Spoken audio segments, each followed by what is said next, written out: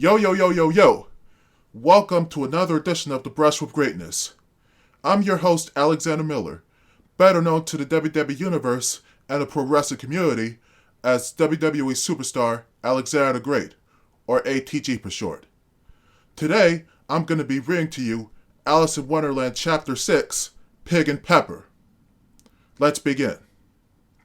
For a minute or two, she stood looking at the house and wondered what to do next, when suddenly a footman in livery came running out of the wood.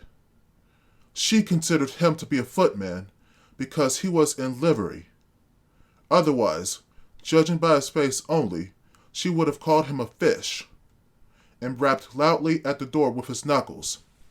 It was opened by another footman in livery, with a round face, and large eyes like a frog. And both footmen, Alice noticed, had powdered hair that curled all over their heads. She felt very curious to know what it was all about, and crept a little way out of the wood to listen. The fish footman began by producing from under his arm a great letter, nearly as large as himself, and this he handed over to the other, saying in a solemn tone, "For the Duchess, an invitation from the Queen to play croquet." The frog footman repeated, in the same solemn tone, only changing the order of the words a little. "From the Queen, an invitation for the Duchess to play croquet." Then they both bowed low, and their curls got entangled together. Alice laughed so much at this that she had to run back into the wood for fear of their hearing her. And when she next peeped out, the fish footman was gone, and the other was sitting on the ground near the door, staring stupidly up into the sky. Alice went timidly up to the door and knocked. "There's no sort of use in knocking," said the footman, "and that for two reasons. First, because I'm on the same side of the door as you are. Secondly, because they're making such a noise inside. No one could possibly hear you." And certainly, there was a most extraordinary noise going on within, a constant howling and sneezing, and every now and then a great crash, as if a dish or kettle had been broken to pieces. "Please then," said Alice, "how am I to get in?" "There might be some sense in your knocking," the footman went on, without attending to her, "if we had the door between us. For instance, if you were inside, you might knock, and I could let you out, you know." He was looking up into the sky all the time he was speaking, and this Alice thought decidedly uncivil. "But perhaps he can't help it," she said to herself. "His eyes are so very nearly at the top of his head, but at any rate he might answer questions. How am I to get in?" she repeated, aloud. "I shall sit here," the footman remarked, "till tomorrow." At this moment, the door of the house opened, and a large plate came skimming out, straight at the footman's head. It just grazed his nose, and broke to pieces against one of the trees behind him. "Or next day, maybe," the footman continued in the same tone, exactly as if nothing had happened. "How am I to get in?" asked Alice again, in a louder tone. "Are you to get in at all?" said the footman. "That's the first question, you know." It was, no doubt, only Alice did not like to be told so. "It's really dreadful," she muttered to herself. "The way all the creatures argue, it's enough to drive one crazy." The footman seemed to think this a good opportunity for repeating his remark, with variations. "I shall sit here," he said, on and off, "for days and days." "But what am I to do?" said Alice. Anything you like, said the footman, and began whistling. Oh, there's no use in talking to him, said Alice desperately. He's perfectly idiotic. And she opened the door and went in. The door led right into a large kitchen, which was full of smoke from one end to the other. The Duchess was sitting on a three-legged stool in the middle, nursing a baby. The cook was leaning over the fire, stirring a large cauldron which seemed to be full of soup. There's certainly too much pepper in that soup, Alice said to herself, as well as she could for sneezing. There was certainly too much of it in the air. Even the Duchess sneezed occasionally. And as for the baby, it was sneezing and howling alternately without a moment's pause. The only things in the kitchen that did not sneeze were the cook and a large cat which was sitting on the hearth and grinning from ear to ear. Please, would you tell me, said Alice a little timidly, for she was not quite sure whether it was good manners for her to speak first. Why your cat grins like that? It's a Cheshire cat, said the Duchess. And that's why. Pig! She said the last word with such sudden violence that Alice quite jumped. But she saw in another moment that it was addressed to the baby, and not to her, so she took courage and went on again. I didn't know that Cheshire cats always grinned. In fact, I didn't know that cats could grin. They all can, said the Duchess, and most of them do. I don't know if any that do, Alice said very politely, feeling quite pleased to have got into a conversation.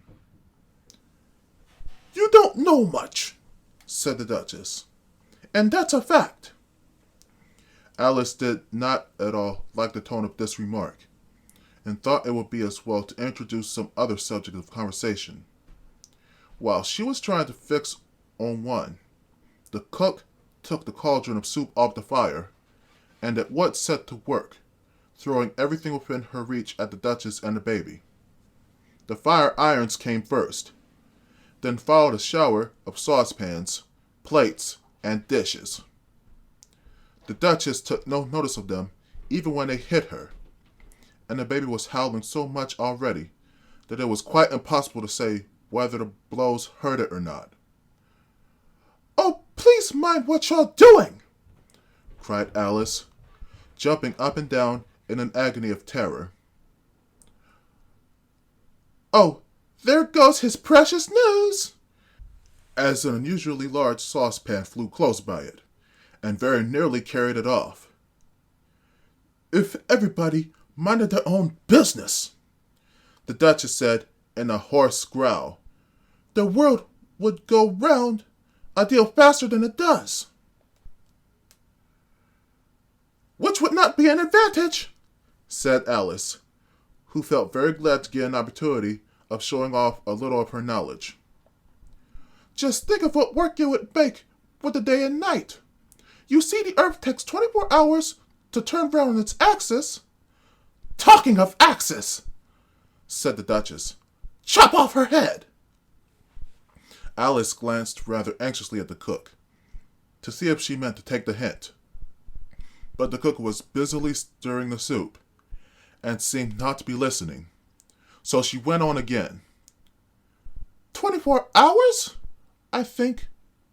Or is it 12? Oh, don't bother me, said the Duchess. I could never abide figures. And with that, she began nursing her child again, singing a sort of lullaby to it as she did so, and giving it a violent shake at the end of every line. Speak roughly to your little boy, and beat him when he sneezes. He only does it to annoy, because he knows it teases. In which cook and the baby joined. Wow, wow, wow. While the Duchess sang the second verse of the song, She kept tossing the baby violently up and down, and the poor little thing howled so that Alice could hardly hear the words. I speak severely to my boy. I beat him when he sneezes, for he can thoroughly enjoy the pepper when he pleases. Well, well, well. Here, you may nurse it a bit if you like, the Duchess said to Alice, flinging the baby at her as she spoke. I must go and get ready to play croquet with the Queen. And she hurried out of the room. The cook threw a frying pan after her as she went out, but it just missed her. Alice caught the baby with some difficulty, as it was a queer-shaped little creature, and held out its arms and legs in all directions. Just like a starfish, thought Alice. The poor little thing was snorting like a steam engine when she caught it, and kept doubling itself up and straightening itself out again, so that altogether, for the first minute or two, it was as much as she could do to hold it. As soon as she had made out the proper way of nursing it, which was to twist it up into a sort of knot, and then keep tight hold of its right ear and left foot, so as to prevent its undoing itself, she carried it out into the open air. If I don't take this child away with me, thought Alice, they're sure to kill it in a day or two. Wouldn't it be murder to leave it behind? She said the last words out loud, and the little thing grunted in reply. It had left off sneezing by this time. Don't grunt, said Alice. That's not at all a proper way of expressing yourself. The baby grunted again, and Alice looked very anxiously into its face to see what was the matter with it. There could be no doubt that it had a very turn-up nose, much more like a snout than a real nose. Also, its eyes were getting extremely small for a baby. Altogether, Alice did not like the look of the thing at all. But perhaps it was only sobbing, she thought, and looked into its eyes again to see if there were any tears. No, there were no tears. If you're going to turn into a pig, my dear, said Alice seriously, I'll have nothing more to do with you. Mind now. The poor little thing sobbed again, or grunted. It was impossible to say which, and they went on for some while in silence. Alice was just beginning to think to herself, Now, what am I to do with this creature when I get it home? When it grunted again, so violently that she looked down into its face in some alarm. This time, there could be no mistake about it. It was neither more nor less than a pig, and she felt that it would be quite absurd for her to carry it further. So she set the little creature down and felt quite relieved to see it trot away quietly into the wood. If it had grown up, she said to herself, it would have made a dreadfully ugly child, but it makes rather a handsome pig, I think. And she began thinking over other children she knew, who might do very well as pigs, and was just saying to herself, if one only knew the right way to change 'em, when she was a little startled by seeing a Cheshire cat sitting on a bough of a tree a few yards off. The cat only grinned when it saw Alice. It looked good-natured, she thought.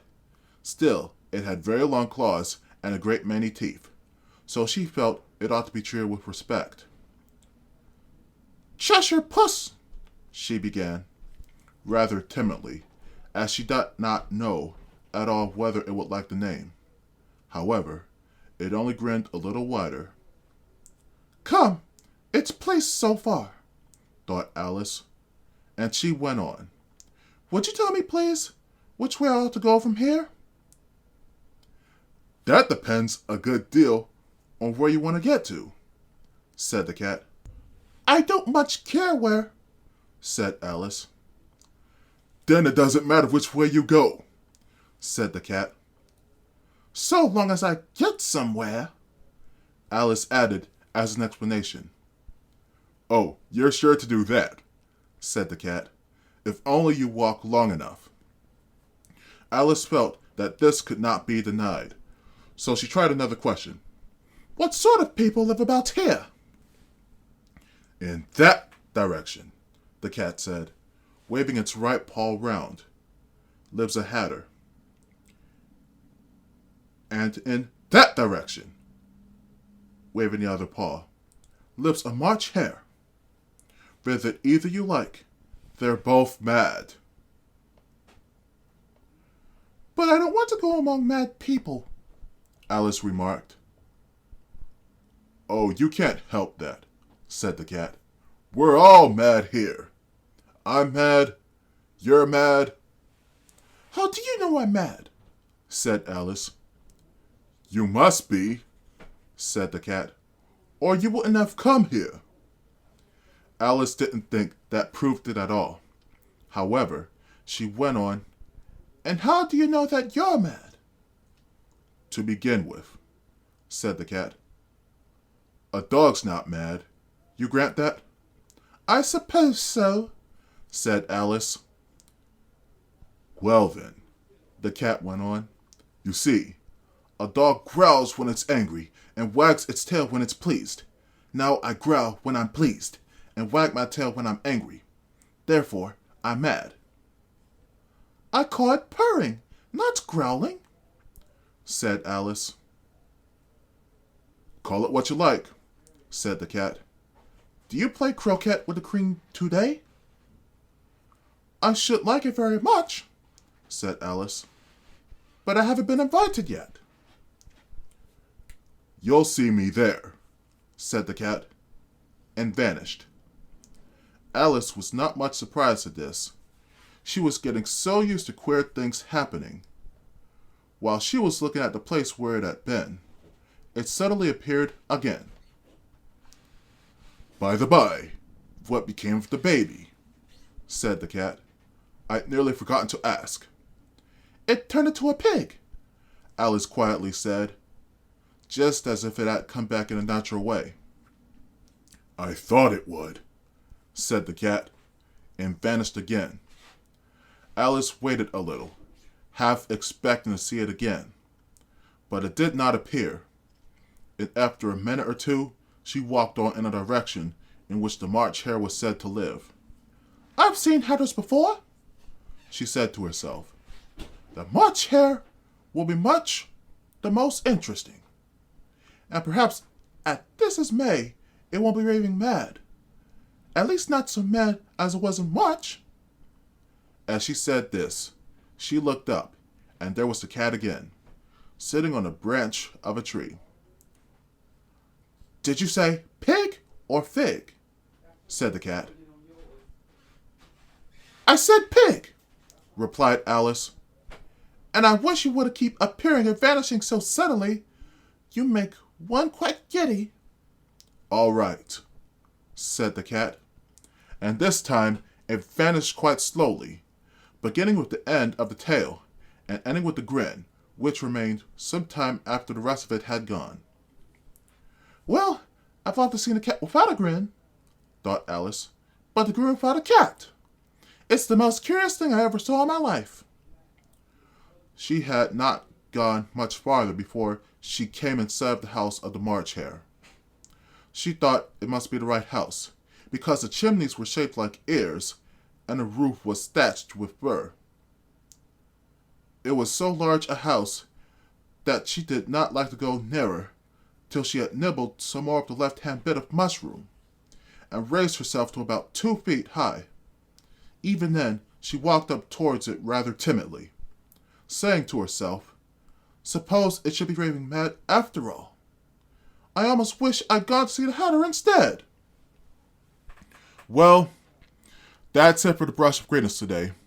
I'd like to thank you for joining me for the Brush of Greatness today, guys. Tomorrow will be a scripture reading of the Brush of Greatness, in which I read Ecclesiastes 4, King James Version. Feel free to follow me on Twitter at WWETheAlexander.